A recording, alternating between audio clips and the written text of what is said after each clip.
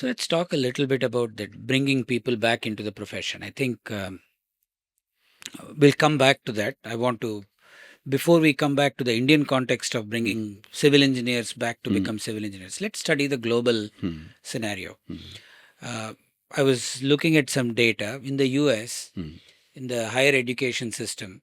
The largest number of students are studying electrical and computer engineering. The second largest are studying civil engineering. There is a story there. What can we learn from that? See, if you look at time, let's say the population of the world was some 230 crores in 1947. It's an important date for us. And today it is about 820 crores. Population is increasing. We still need more bridges, more water tanks, more houses, more offices, more manufacturing units like industries for food and other needs. And so construction will never stop so long as population is rising.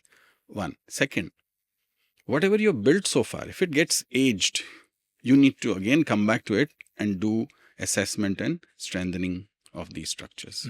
And that will be another very critical profession in the road ahead for the whole nation and worldwide also, that taking care of the aged structures, you can assess them and decide whether you want to continue them or you want to replace them.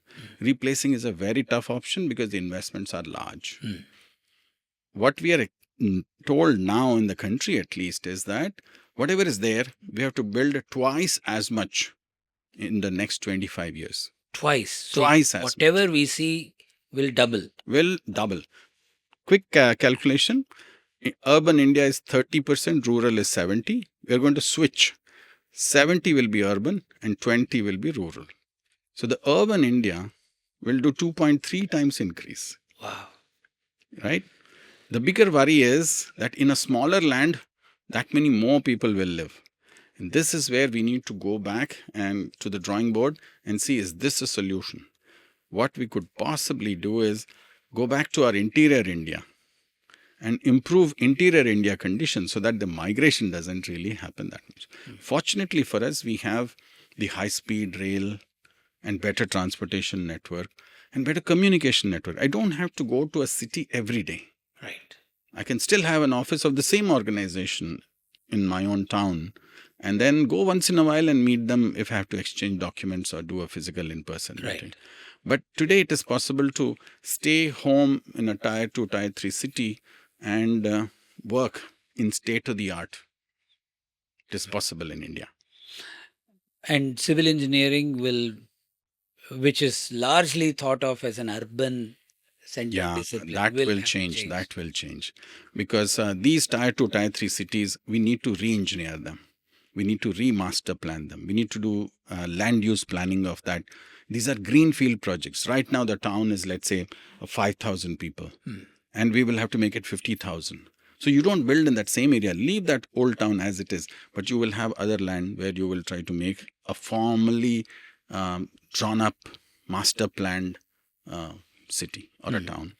I think that is going to be the new excitement of India, to come up with the interior India. The bar has to be raised of the interior India. Then you will reduce the migration, rural to urban migration. Also, you will give dignity to the people who are there in those. They can also participate in state-of-the-art work of the mainstream of civil engineering by being at home. Sure. I think the solutions are most often out of the box.